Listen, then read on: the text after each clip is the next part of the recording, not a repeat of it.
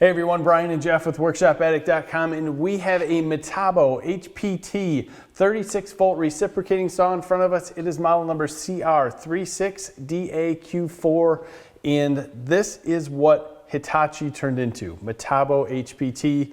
This is a 36 volt tool, so METABO or Hitachi came out with their multi-volt battery system so that they didn't leave any of the Hitachi tools behind. So if you have any 18 volt tools from Hitachi, this battery will work on it.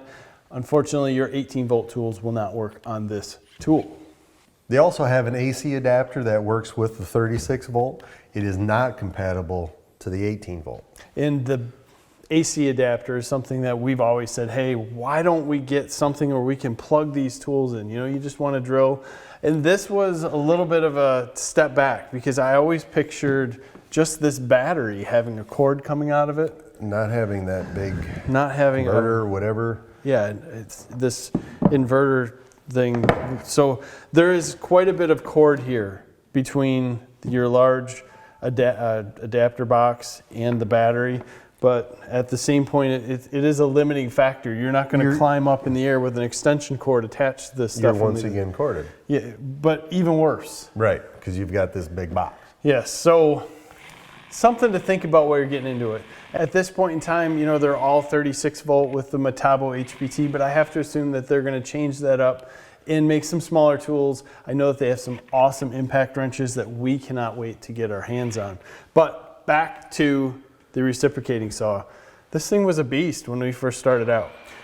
Talking about a beast, it is a little bit on the heavy side, but the power more than makes up for it. Yeah, you're 10.6 pounds, which is in the realm of the larger saws. This has a 4-speed, so you have 0 to 1700 RPMs on speed 1, 0 to 2000 RPMs on speed 2, 0 to 2500 RPMs on speed 3, and 0 to 3000 RPMs on speed 4. Which they consider max. Max, with a variable speed trigger and an 1.25 inch stroke.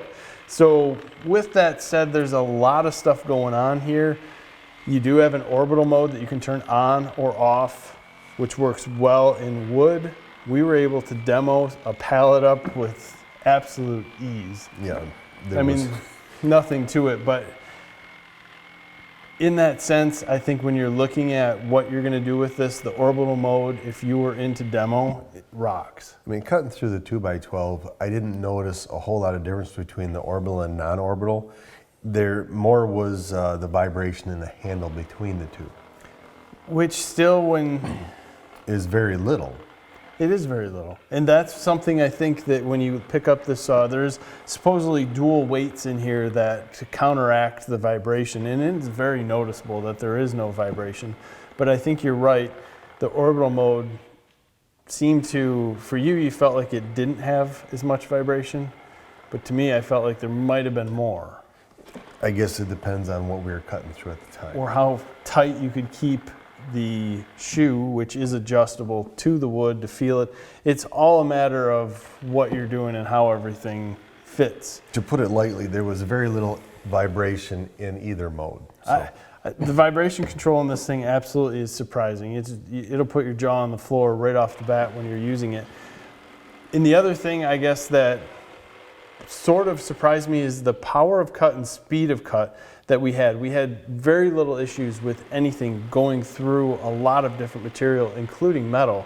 But it got to a point where we wanted to test it to really put some pressure on it because we have had some super reciprocating saws in here before where we could just basically sit on these things and they wouldn't stop. That's not the case with this one. It's those benefits and saving the tool. There is a definite, we're going to save the battery or we're going to save the tool and it's going to shut itself off and it'll let you know that with a blinking light. We ran across it a couple times when we were really standing on it to try to get it to stop, and you can, but that's far out of the realm of normal There use. was no need to. The thing will cut like crazy without putting pressure on it. The pressure we're putting on it is by far more than anyone is going to put on it under normal use. Yes. I mean, we're not just like... If you're doing anything like that, you shouldn't be using this saw. Right. So with that said, we also found out in that situation that there is a fan inside this battery pack that also helps keep everything else cool while you're plugging it into the wall. And you can get multiple different timeouts, not only from the battery, but also from the tool. And at one point in time, while we were trying to cut through a Milwaukee drill, basically we were just tearing up blades and tearing up blades. We thought it would be something neat to get through, which we never did after multiple carbide tip blades. This thing got so hot that it said, I'm done. And it timed out for 45 seconds. And then we started up again on a piece of tubular steel. It was 2.5 square 3/16 wall. And that, basically after that second cut there, it timed out for 30 seconds, 45 seconds. It felt like forever, but there again, this was after how many cuts and the abuse on the Milwaukee. It was already hot. We tore up one full battery and we were into the AC adapter for a long time. We brought it over inside the shop and basically just put a thermal imaging camera on it. How hot is everything getting? And as you look through the front of the tool, it was around 120 to 125. As you moved back towards these recessed grip area, it got in the 140s to, at one point I caught 150 after really looking at it for a while. So it was getting warm, and the further back that you got, it got cooler again, and the handle wasn't bad. But while using it, you commented multiple times, this thing's getting warm. When I was trying to cut through the Milwaukee drill, and that was just sheer abuse to it. There was a lot of heat getting created in that situation no matter what. The blade was junk. It was like running steel on steel. There was a half hour of us trying to get through that drill. So yeah, it got hot. We probably went through $30 to $40 worth of blades. For nothing. Yeah. It was fun. It would have been fun. I wanted to see what it looked like. Yeah, just a dissection cut. Yeah. We were going to mount it on the wall, right?